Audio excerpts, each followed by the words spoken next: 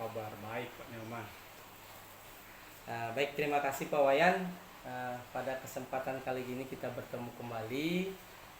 Tentunya ada kegiatan tertentu yang saya ingin lakukan terhadap Pak Wayan mengenai kompetensi coaching yang Pak Wayan lakukan nantinya dengan coachingnya Pak Wayan.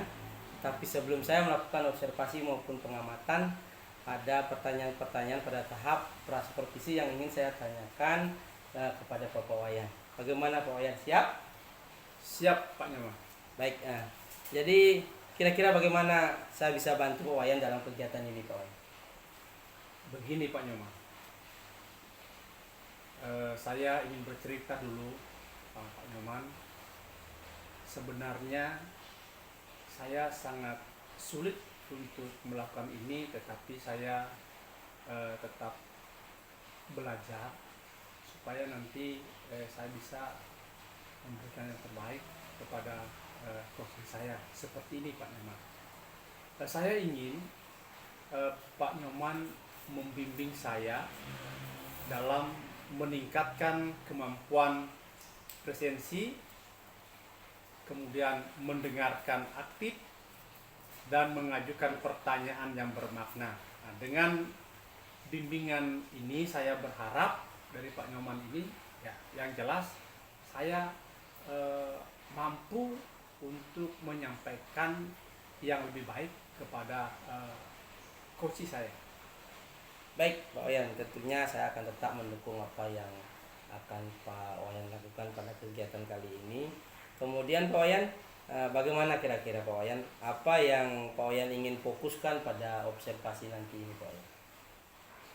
Begini Pak Nyoman, saya berharap dengan Pak Nyoman, pertemuan kita pada saat ini Pak Nyoman, saya mendapatkan atau memperhatikan cara saya mendengarkan aktif dan cara saya mengajukan pertanyaan yang bermakna. Apakah cara saya mendengarkan dan cara saya mengajukan pertanyaan nanti itu kalau menurut Pak Nyoman apakah sudah tepat atau belum? Nah, itu yang saya inginkan. Oh, begitu, baik Pak Wayan ya. Tapi nantinya tentu hal tersebut saya akan lihat pada waktu Pak Wayan melakukan praktik coachingnya dengan coachingnya Pak Wayan tentunya. Terus kemudian sebelum nantinya Pak Wayan melakukan coaching, sejauh mana tingkat kemampuan Pak Wayan dalam hal melakukan kegiatan coaching Pak Wayan? Secara pribadi Pak Nyoman, saya percaya peningkatan dalam mendengarkan aktif dan merumuskan pertanyaan yang efektif akan sangat berguna dalam proses coaching tersebut. Saya berharap semuanya itu akan dapat meningkatkan keterampilan saya tentunya sebagai coach, dan saya yakin bisa lebih baik membimbing coach saya. Seperti itu Pak Nyoman. Oh ya, luar biasa Pak Wayan. Baik, sebagai pertanyaan akhir pada tahap supervisi ini Pak Wayan, kira-kira tentunya ada harapan-harapan nanti yang Pak Wayan ingin wujudkan dalam pengembangan kompetensi Pak Wayan dalam coaching nanti dengan coachingnya. Boleh silakan Pak Wayan paparkan atau jelaskan sama saya kira-kira apa harapannya Pak? Tentunya saya sangat berharap dengan pelaksanaan observasi ini akan dapat memberikan umpan balik yang membangun, ya, untuk membantu perkembangan saya secara pribadi sebagai coach. Kemudian khususnya dalam mendengarkan aktif dan mengajukan pertanyaan yang bermakna. Mungkin seperti itu yang dapat saya sampaikan kepada Pak Nyoman pada saat ini. Baik, terima kasih Pak Wayan atas jawaban-jawaban dari pertanyaan yang saya sampaikan. Silakan Pak Wayan nanti melakukan proses coaching dengan coachingnya. Nanti saya akan mengamati proses yang berlangsung. Terima kasih Pak Wayan. Terima kasih Pak Nyoman. Selamat pagi Bu Erni. Pagi Pak. Hari ini kita akan ngobrol tentang suatu hal. Apakah Ibu Erni ada waktu saat ini? Iya Pak. Pagi ini kebetulan saya lagi santai. Begini Bu Erni, akhir-akhir ini saya lihat Bu Erni selalu merenung jika di kantor. Apa ya yang menjadi penyebabnya sehingga Ibu Erni merenung seperti itu? Iya. Begini Pak, saya itu memang sedang punya masalah sedikit. Kebetulan saya itu juga perlu seseorang untuk bercerita dan berdiskusi dan membicarakan permasalahan yang saya hadapi. Terima kasih loh Pak, sudah bersedia untuk membantu.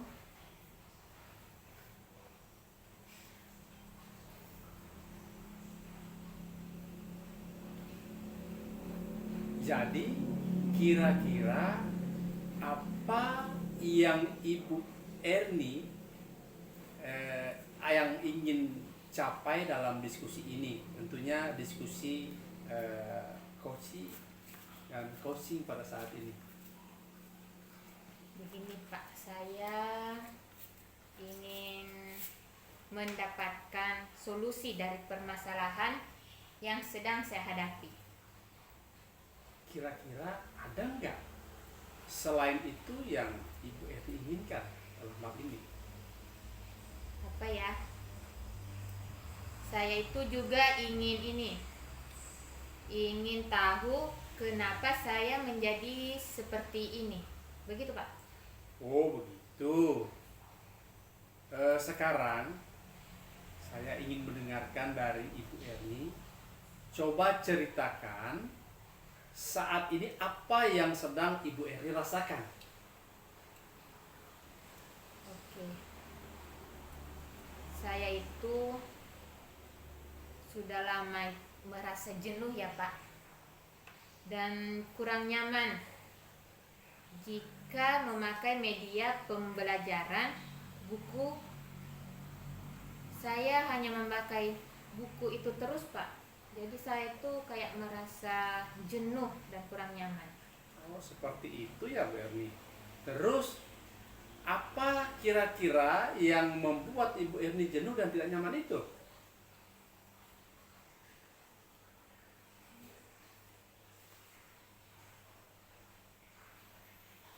Yang membuat saya tidak nyaman itu Pak seperti ini.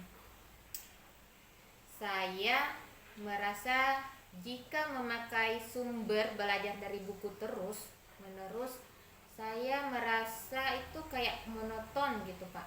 Jadi saya itu kurang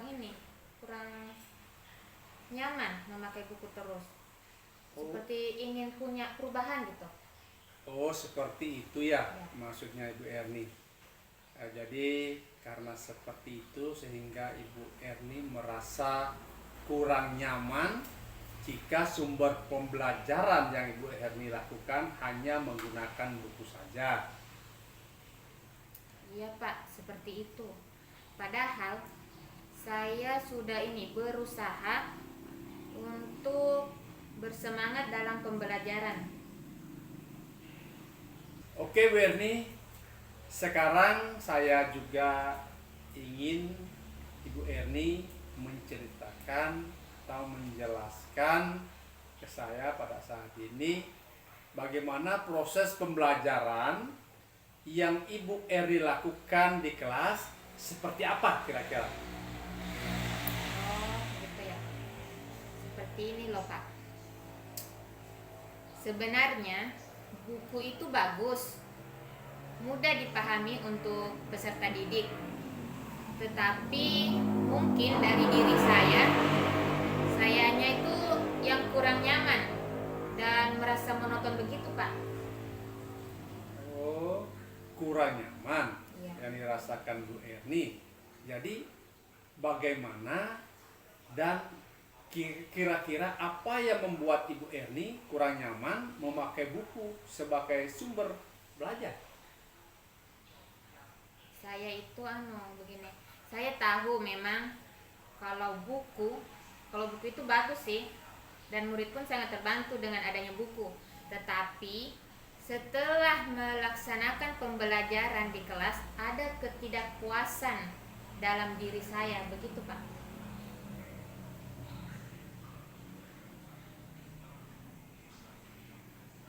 Oh, jadi Ibu Erni mungkin ingin sesuatu metode yang berbeda dalam proses pembelajaran di kelas. Mungkin seperti itu yang saya dapat tangkap dari Ibu Erni, yang permasalahan yang muncul dari Ibu Erni. Iya, sepertinya seperti itu Pak.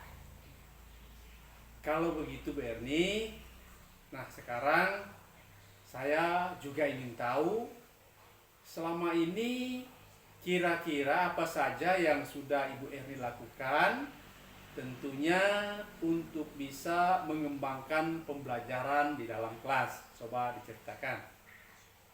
Oke, begini ya Pak, saya cuman mencari referensi buku lain dan bertanya kepada kakak saya.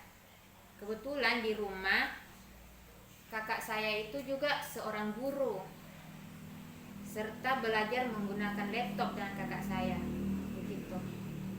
Begini Bu Erni, kalau boleh ya, kalau boleh saya simpulkan, jadi dalam pembelajaran di kelas, Ibu Erni kurang nyaman jika semua pembelajarannya dari buku saja, dan Ibu Erni ingin sesuatu yang baru, yang tentunya berbeda, dan mungkin berhubungan dengan kemajuan, tentunya dengan kemajuan teknologi ya, dalam hal ini di digital ya, terus dalam menunjang pembelajaran di kelas, dan mungkin seperti itu yang dapat saya barangkali tangkap dari Ibu Erni.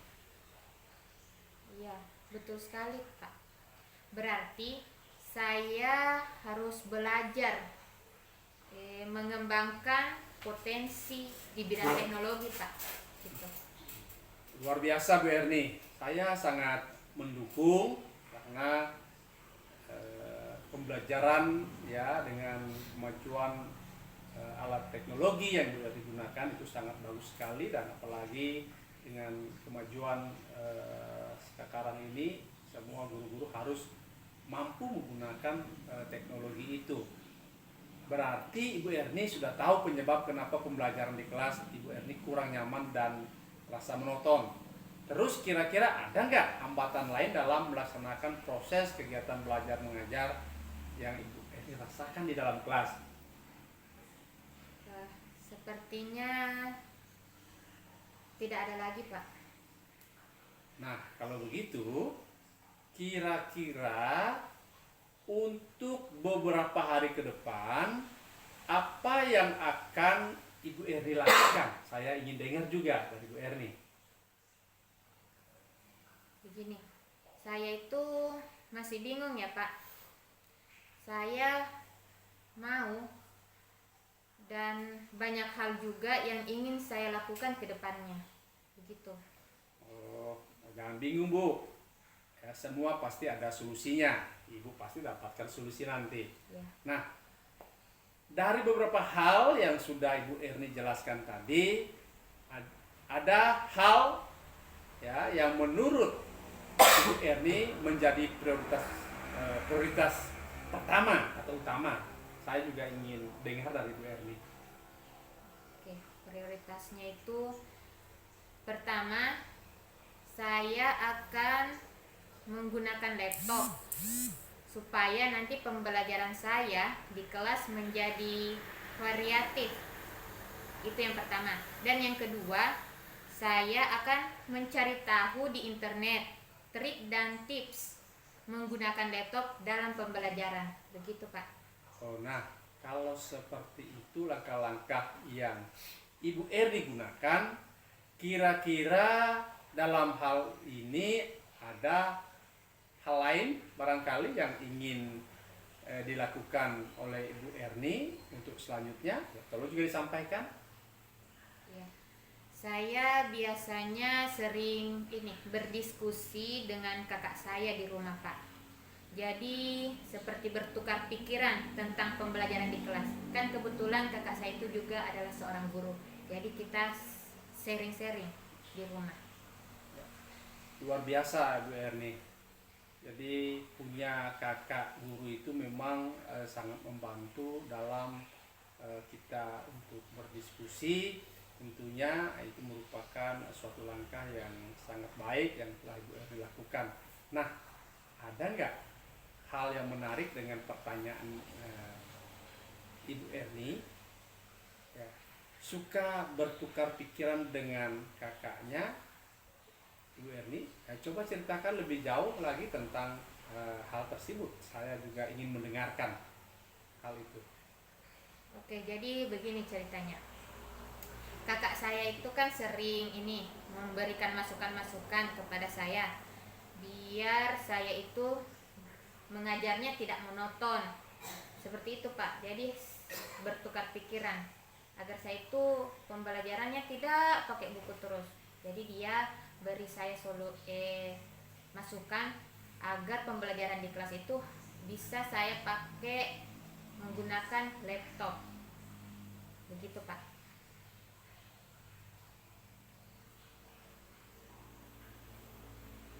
Begini Bu Erni, setelah saya mendengar ya yang Ibu Erni sampaikan ke saya pada saat ini dari penjelasan itu, tentunya ya Ibu Erni sering berdiskusi dengan kakaknya Ibu Erni.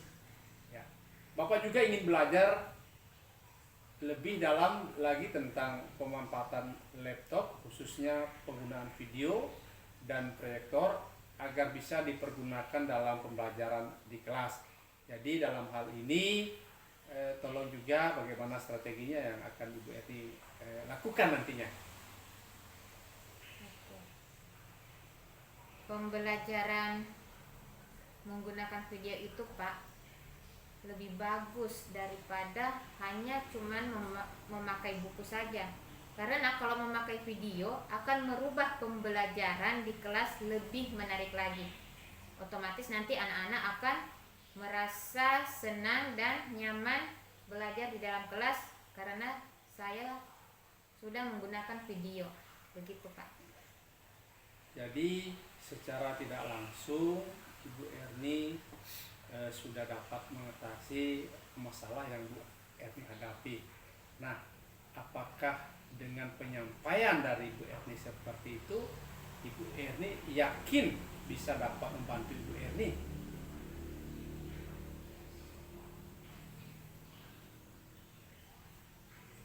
Ya, insya Allah itu bisa membantu ya, Pak. Karena saya akan belajar dalam pemanfaatan laptop dan penggunaan video dan proyektor dalam pembelajaran saya nanti di kelas. Dan saya juga akan menerapkan beberapa hal yang sudah kakak saya sampaikan dan sarankan dalam proses kegiatan belajar mengajar di kelas. Begitu, Pak. Oh, seperti itu. Nah, dari diskusi hari ini, apakah Ibu Erni bisa menyimpulkan dan menceritakan, ya, maksudnya menceritakan kembali apa yang akan Ibu Erni lakukan ke depannya? Ya, insya Allah besok saya akan duduk bersama dengan kakak saya untuk diajarkan lagi tentang pemanfaatan teknologi digital, kemudian berdiskusi bagaimana trik dan tips memaksimalkan buku dan video pembelajaran agar bisa diterapkan di dalam kelas nanti. Begitu, Pak. Kemudian dalam hal ini juga saya ingin mendengarkan dari Ibu Erni, tentunya kira-kira kalau menurut Bu Erni siapa yang dapat membantu Ibu Erni dalam menjalankan komitmen yang Ibu Erni jelaskan tadi? Ya. Oke.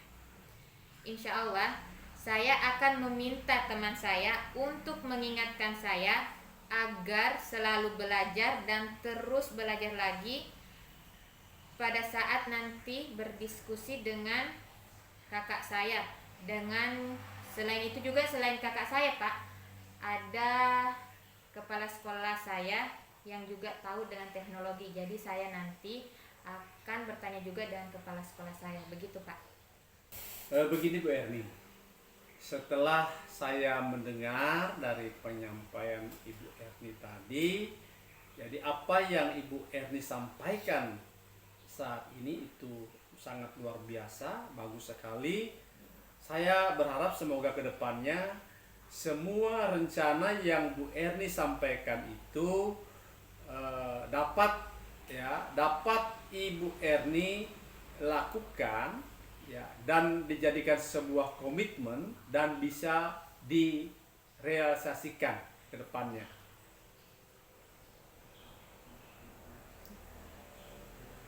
Iya, begitu Pak.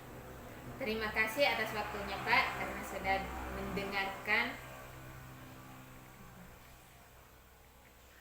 mendengarkan permasalahan yang saya hadapi ini Pak. Ya Bu Erni, sama-sama, semoga di lain waktu nanti jika ada kesempatan kita bisa lagi bincang-bincang, dan tentunya apa yang Ibu Erni buat, ya, rencanakan ke depan semua berjalan dengan lancar. Terima kasih Bu Erni. Ya, sama-sama Pak. Terima kasih juga karena Bapak sudah meluangkan waktunya untuk saya. Terima kasih.